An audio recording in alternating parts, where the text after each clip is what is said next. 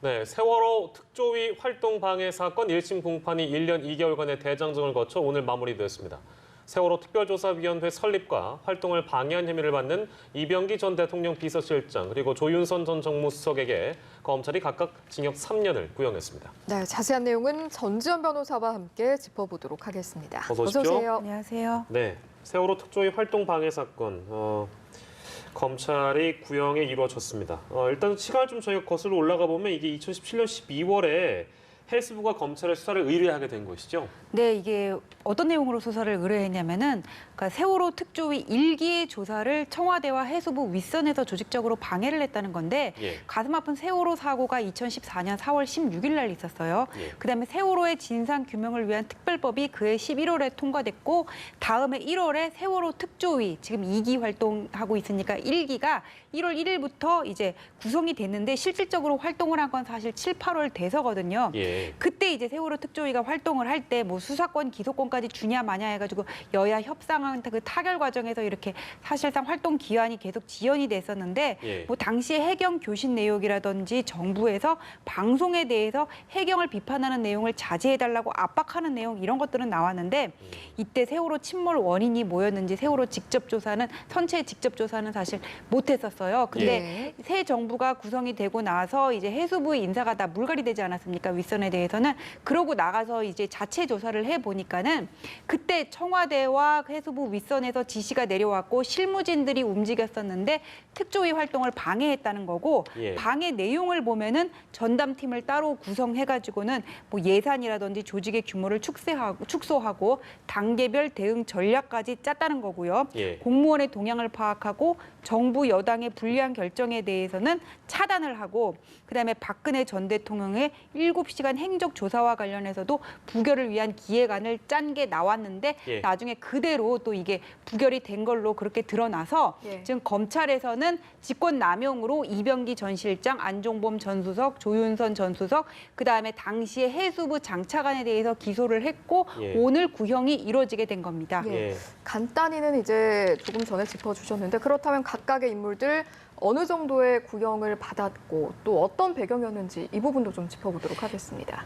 그러니까 지금 비서실장과 그다음에 이병기 전 비서실장과 조윤선 전 수석에 대해서는 3년 구형, 나머지 사람들은 다 2년 구형이 이루어졌다 그래요. 근데 이렇게 비교적 높은 형이 비서실장하고 정무수석에 대해서 내려진 건 뭐냐면은 블랙리스트나 화이트리스트 사건을 보더라도 이 직권남용은 윗선에서 지시를 하고 아랫선에서 이걸 실행을 하는데 실행을 한 사람보다 지시를 한 사람이 더 나쁘거든요. 뭐 물론 검찰청법도 그렇고 공무원 행동강령도 그렇고 상관의 부당한 지시에 대해서는 따르지 않도록 그렇게 돼 있지만은 사실상 이거를 거절하기 어려운 게 또 이제 공무원들의 실상이거든요. 또 그런 점을 감안을 할 때 처음에 이거를 주도를 했던 비서실장이나 총괄 대응을 지시했던 조윤선 전 정무수석의 그 죄질이 가장 나쁘다 그래서 특별히 3년을 구형했던 것으로 보입니다. 지금 이 5명, 재판을 받고 있는 5명 가운데 유일하게 이병기 전 실장만 구속 상태에서 재판을 받고 있는 상태인데 지금은 구형 단계이기 때문에 향후 선고가 이루어져서 실형을 받게 된다면 나머지 인물들도 다시 구속이 될 가능성도 있겠죠. 이 건은 이제 실형이 선고되면 법적 구속될 가능성이 크다고 보여지는데 이병기 전 비서실장 같은 경우에는 국정원의 특활비 상납과 관련해가지고는 기소가 돼가지고 1심에서 3년 6개월 받고 2심에서 2년 6개월을 받았어요. 근데 그 1심의 판사가 그 김경수 지사 판결했던 그 성창호 판사였잖아요. 근데 거기서는 이제 3년 6개월 받았는데 2심에서 이제 형이 깎였던 거는 국정원장을 회계관계 직원으로 볼 수 없다 그래서 특가법상에 이게 국고손실죄는 적용이 안 되고 일반 횡령죄로만 내가지고 일단 형량이 더 축소가 되긴 했지만 어쨌거나 이제 실형을 선고받고 구속이 돼 있는 상태고 조윤선 전 수석 같은 경우에는 블랙리스트는 이제 2년을 받았어요. 2심에서. 근데 구속기한이 다 이제 지나가지고는 상고심에서 일단 풀려난 상태고 화이트리스트는 집행유예를 받았고요. 안종범 전 수석은 이분은 이제 2016년 11월 말에 가장 빨리 구속된 그런 케이스인데 뇌물부터 직권남용까지 지금 엮인 게 상당히 많거든요. 이분은 이제 한 2년 4개월 있다가 이 뭐 구속기한이 만료돼가지고 일단 지금 풀려난 상태인데 예. 누구를 구속하고 석방하고 하는 거는 그 사람을 일단 하는 거긴 한데 그 대상은 혐의가 되거든요. 예. 내가 뭐 절도 혐의로 구속이 됐다고 하더라도 살인 혐의로 또 영장이 발부가 될 수 있는 거기 때문에 이병기 전 실장은 뭐 일단 뭐 실형이 선고가 된다고 하더라도 구속이 돼 있는 상태이기 때문에 문제는 안 되고 예. 이 형을 다 살고 나면은 그 다음에 이번에 세월호 특조위 활동 방해와 관련해가지고 실형이 선고된 것과 관련해가지고 구속이 될 것이고 예. 조윤선 전 수석이라든지 안종범 전 수석은 지금 현재 자유로운 상태지만은 이 혐의를 가지고 법정 구속이 다시금 될 가능성도 있다고 봅니다. 예, 알겠습니다. 지난해 3월부터 1년 2개월 총 39번의 공판이 이어졌습니다. 근데 관련자들은 모르겠다, 기억나지 않는다 이렇게 일관해 왔거든요. 28일입니다. 5월 28일이니까 선고가 내려지는 날인데요. 일단 어떻게 이 선고 내용을 전망하시는지요? 저는 이제 직권 남용으로 기소가 됐는데 과거의 블랙리스트나 화이트리스트 사건하고 비교를 해보면 될 것 같아요. 이제 뭐 정말 그 해수부 공무원들에 대해서 압력을 행사했나 이 부분에 대해서는 증거가 다 나와 있을 테니까 예. 만약 그 법원에서 유죄를 인정하게 된다면 블랙리스트 관련해서 김기춘 실장이 항소심에서 3년을 받고 조윤선 수석이 2년을 받았어요. 예. 그다음에 화이트리스트 관련해서 조윤선 수석은 집행유예를 받고 김기춘 실장은 1년 6개월을 받았는데 화이트리스트는 보수 단체에 대해서 지원을 해준 거고 블랙리스트는 일종의 뭐 특혜를 주는 게 아니라 이거는 뭐 어떤 권리를 빼앗는 그런 내용이었잖아요. 근데 예. 세월호 같은 경우에는 죄질이 더 나쁘다고 봐요. 저는 이렇게 어린 학생들이 그냥 바다에 침몰해서 죽을 수밖에 없었는데 국가가 아무런 도움을 주지 못했던 거거든요. 그래서 진상 규명을 하는 데 있어가지고 정부의 어떤 뭐 반대될 수 있는 그런 것들을 외부에서 이렇게 압력으로 이걸 찍어 누르고 방해를 했다면은 저거는 죄질은 그냥 블랙리스트보다 더 나쁘다고 보는데 예. 실제 검찰이 뭐 3년, 2년 구형한 걸 보면은 그 구형한 범위 내에서 크게 벗어나지 않을 걸로 봅니다. 3년, 2년에서 벗어나지 않을 것이다. 예. 예, 그렇게 전망하시는군요. 1심 선고에 대한 전망까지 저희가 해봤습니다. 세월호 조사 방해와 관련된 혐의에 대한 선고 공판은 말씀드린 대로 5월 28일에 예정돼 있습니다. 이때를 저희가 좀 기다려보도록 하고요. 두 번째 주제로 넘어가도록 하겠습니다. 경기도 의정부시 한 아파트에서 일가족 3명이 숨진 채 발견된 그런 사건입니다. 일단 어떤 내용인지 저희가 개요를 좀 정리하고 가도록 하겠습니다. 네, 이게 어제 있었던 일인데요. 어제 오전에 11시 30분경에 한 남자 중학생이 의정부 경찰서에 신고를 해가지고는 막 도와주세요 요청을 네. 한 겁니다. 그래서 알고 봤더니 이게 무슨 얘기냐면은 중학생 아들이 늦은 새벽까지 과제를 하다가 잠이 들었어요. 그래서 오전 11시가 돼서야 눈을 떠보니까 밖에 나가보니까는 엄마, 아빠, 그리고 고등학생 누나까지 숨져 있었는데 전부 이렇게 흉기에 찔린 채 숨져 있었다는 거예요. 그래서 예. 너무나 막막하고 가슴 아팠을 것 같은데 어떻게 좀 추스리고 또 신고를 해가지고는 경찰에서 지금 조사에 나섰습니다. 예. 예. 지금 보니까 외부에서 침입한 흔적은 발견되지 않은 것으로 알려지고 있는데 그렇다면 타살 가능성은 없다고 봐야 하는 걸까요? 타살 가능성이 외부에서 침입한 흔적이 없다면 외부에 누군가에 의해 타살됐을 가능성은 없지만은 경찰에서는 이걸 한 사람이 다른 사람들을 살해를 하고 그 다음에 이제 본인도 자해를 한 것이 아닌가 일단은 그렇게 보고 있어요. 그게 왜냐하면은 저 고등학생 진술에 의하면은 오후 4시에 부모님이 오셔서 누나까지 3명이 가족의 어려운 경제 상황에 대해서 얘기를 했다 지금 이렇게 얘기를 하고 있는데 이 집이 7년 전부터 이제 목공 작업소를 했는데 수급 문제 때문에 빚이 지금 억대였고 집 처분까지 계획하고 있는 상태였다고 얘기를 해요. 예. 그래서 경찰에서는 지금 극단적인 선택을 한 게 아닌가 이렇게 생각을 하고 있는데 경찰에서 지금 일단 조사를 해보니까는 이렇게 어떤 살해 원인을 살펴볼 때는 뭐 정밀한 부검도 있지만은 일단 뭐 몸에 난 상처라든지 혈흔을 가지고 추정하는 방법도 있는데 예. 아버지의 몸에 난 이런 그 상처를 보니까는 예. 일종의 어떤 뭐 저항은 같은 게 있었다는 거예요. 그러니까 저항은? 그러니까 누가 나에게 이렇게 흉기를 들이댈 때는 예. 이런 게 없을 수가 있는데 스스로 내가 이렇게 흉기를 가지고 자해를 한다고 보면 스스로 이렇게 좀 이렇게 머뭇거리는 게 있거든요. 예. 그런 것들이 이렇게 상처로 나는데 그런 저항은이 발견되었다고 하고 예. 누나의 손등에서는 약하게나마 방어흔, 누가 나를 이렇게 타살하려고 할 때 내가 방어하게 되잖아요. 무의식적으로라도. 예. 그런 방어흔이 발견됐다는 겁니다. 그래서 이 중학생 아들의 말과 그다음에 몸에 난 상처들을 이렇게 통합해서 볼 때 경찰에서는 일단 가족 중에 한 명이 다른 두 명을 타살을 하고 그다음에 본인도 극단적인 선택을 한 게 아닌가 일단 이렇게 보고는 있지만은 아직은 부검 결과가 정확하게 나오지 않아서 모든 가능성은 열어놓은 상태입니다. 예.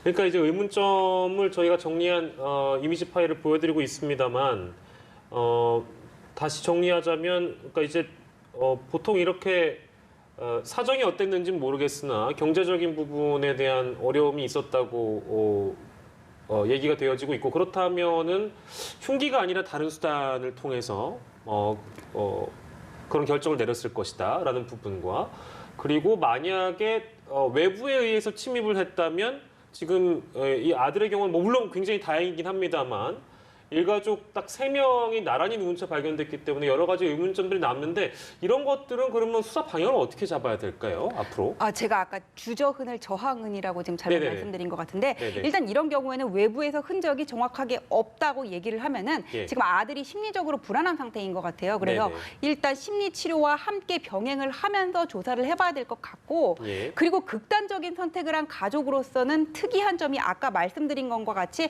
아들은 지금 멀쩡하게 있고요. 예. 그 다음에 뭐 다른 방법이 아닌 흉기를 택했다는 점에서 뭔가 의문점은 있어요. 그래서 지금 유서도 없는 상황이거든요. 마지막 가는 차에 아들한테만은 뭔가를 남겼을 것 같은데 그런 것도 없다는 거에 착안해서 예, 볼 그렇습니다. 때는 뭔가 이렇게 주위에 뭐 지인들이나 친척들한테 아들을 끝까지 믿고 맡길 만한 그런 것들을 생각하는 게 있는지 아니면 예. 평소에 그런 얘기를 했을 수도 있거든요. 그래서 예. 주위 사람들과의 통화 내역이라든지 그 주변 지인들에 대한 예. 참고인 수사가 필요할 것 같고 예. 외부의 흔적이 없다 그러면은 일단 이 부검결해서 나온 결과라든지 아니면 상흔 그다음 혈흔을 가지고는 예. 그 사인을 추정할 수밖에는 없게 된다고 봅니다. 예, 아들에 대한 심리 지원하에 면밀한 수사가 필요한 것으로 보입니다.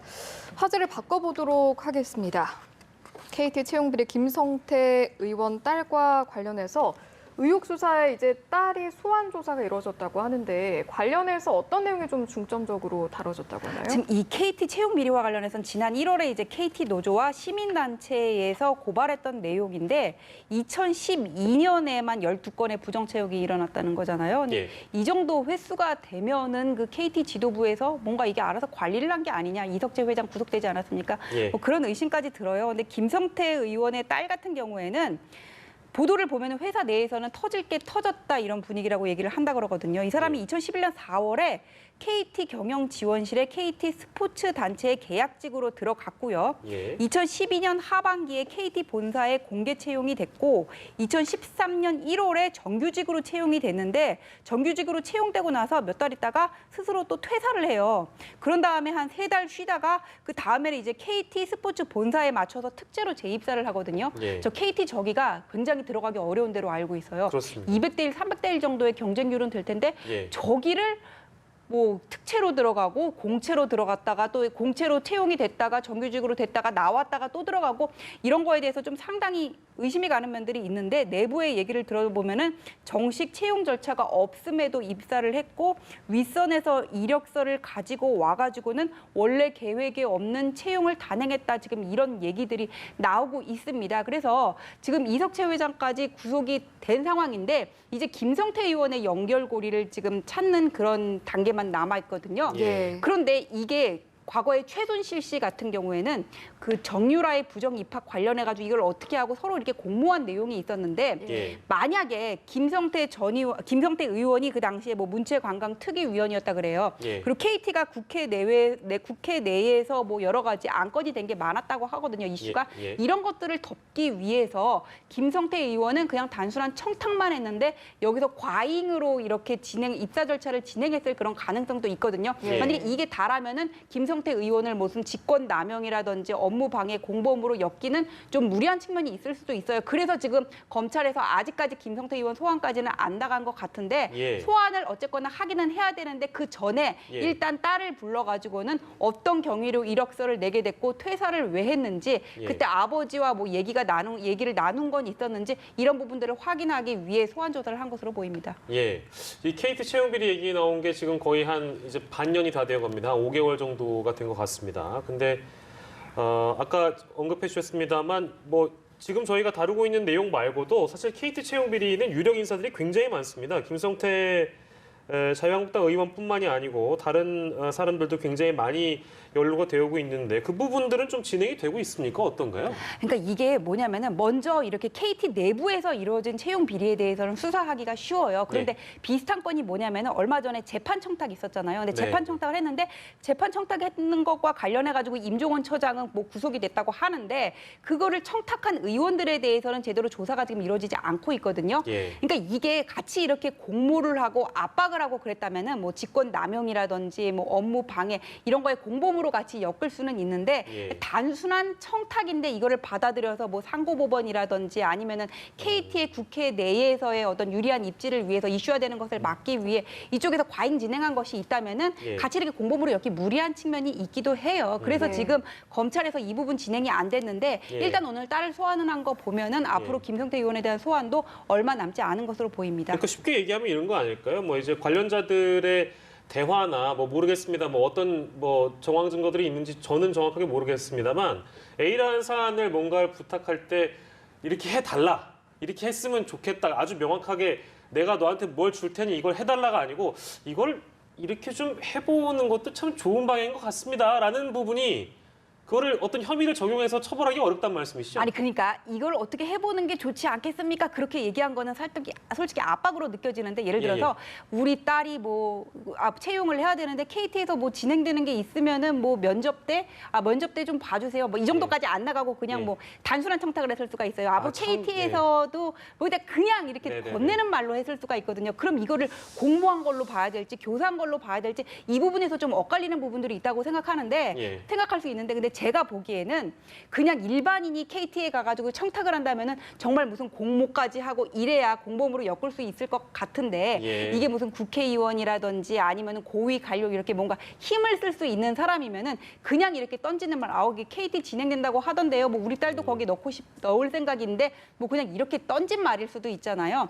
그것도 이쪽에서는 큰 압박으로 다가올 수가 있기 때문에 좀 달리 봐야 되는 거 아닌가 싶어요. 그리고 김성태 의원 딸 같은 경우에는 만약에 애초에 절차가 없었는데 갑자기 그런 것들을 만들고 무슨 이력서를 받고 했으면 여기에 대해서 김성태 의원도 인지하고 있었을 가능성이 있거든요. 그래서 이런 부분에 대해서 좀 더 확인을 하기 위해서 일단 딸을 부른 것 같습니다. 예, 알겠습니다. 뭐 이건 어디까지나 어떤 모 관련자가 이런 대화를 나눴다는 게 아니고요. 저희가 어디까지나 추정을 해서 상황이 그렇다면 법적으로 이러이러한 부분들이 어려울 것이다라고 저희가 예상을 해본 겁니다. 오해 없으시길 바랍니다. 세 가지 주제를 놓고 얘기 나눠봤습니다. 오늘 이 시간은 전지현 변호사와 함께했습니다. 고맙습니다. 고맙습니다.